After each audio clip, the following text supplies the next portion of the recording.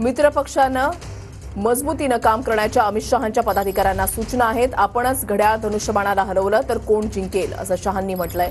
कोल्हापूरमध्ये अमित शहांकडून पदाधिकाऱ्यांना मार्गदर्शन करण्यात आलं।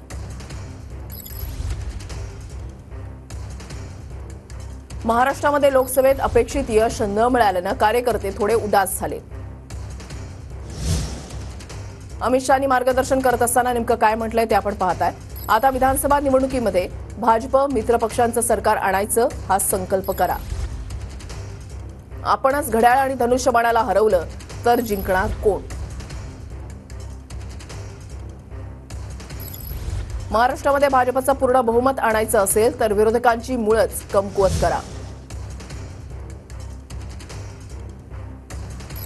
शरद पवार आणि उद्धव ठाकरे यांच्या पक्षाच्या बूथ लेव्हलच्या कार्यकर्त्यांना भाजपशी जोडा।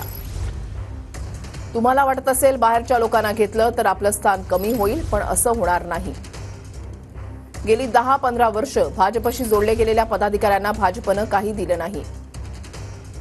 राहुल गांधींनी समजून घ्यावं, काँग्रेस आणि मित्रपक्षांच्या मिळून जेवढ्या खासदार तेवढे भाजपचे आहेत।